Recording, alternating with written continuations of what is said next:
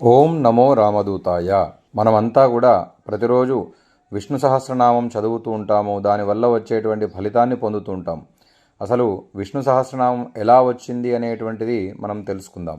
భీష్మ పితామహుడు విష్ణు సహస్రనామం పలుకుతున్నప్పుడు అందరూ కూడా అత్యంత శ్రద్ధగా విన్నారు. కృష్ణుడు ధర్మరాజుతో సహా కానీ ఎవరూ రాసుకోలేదు. మరి మనకు ఎలా అందింది ఈ అద్భుతమైనటువంటి విష్ణు సహస్రనామం అంటే దాని గురించి ఒక చిన్న కథ తెలుసుకుందాం. 1940వ సంవత్సరంలో మహాపెరియావా అయినటువంటి అంటే మహాస్వామి వారు అయినటువంటి కంచి పరమాచార్యులు చంద్రశేఖరేంద్ర సరస్వతి స్వామి వారిని ఒక వ్యక్తి ఇంటర్వ్యూ చేయడానికి టేప్ రికార్డర్తో వచ్చాడట. ఆ టేప్ రికార్డర్ చూసి స్వామివారు ఆ వ్యక్తిని అక్కడున్నటువంటి వారందరినీ ఉద్దేశించి ప్రపంచంలో అతి పురాతనమైనటువంటి టేప్ రికార్డర్ ఏది అని అడిగారట.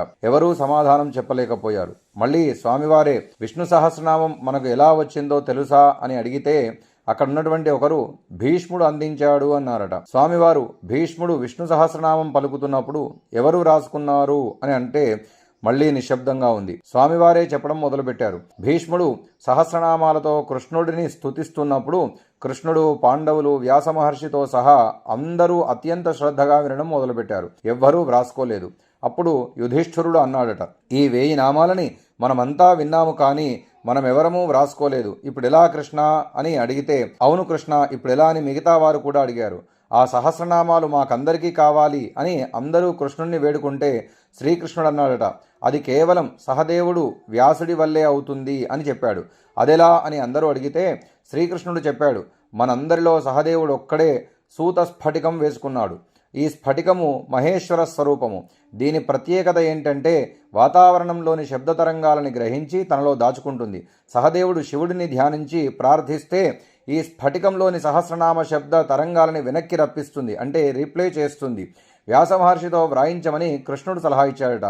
శ్రీకృష్ణుడి ఆజ్ఞ మేరకు ఆ సహస్రనామ శబ్ద తరంగాలు వచ్చిన చోట, అనగా భీష్ముడికి అతి సమీపంలో సహదేవుడు వ్యాస మహర్షిని కూర్చోబెట్టి ఆ సహస్రనామ శబ్ద తరంగాలు రీప్లే అవుతుంటే వ్యాస మహర్షి చేత రాపించి పెట్టారట. ఆ విధముగా మనకు మొట్టమొదటి టేప్ రికార్డర్ శివస్వరూప స్ఫటికం ద్వారా మనకు విష్ణు సహస్రనామం అందింది అని మహాస్వామి వారు సెలవిచ్చారట. అపార కరుణాసింధుం జ్ఞానదం శాంతరూపిణం శ్రీ చంద్రశేఖర గురుం ప్రణమామి ముదావహం. అటువంటి గొప్ప కథను మనకు అందించినటువంటి స్వామివారికి నమస్కారం చేస్తూ ఓం నమో రామదూతాయ.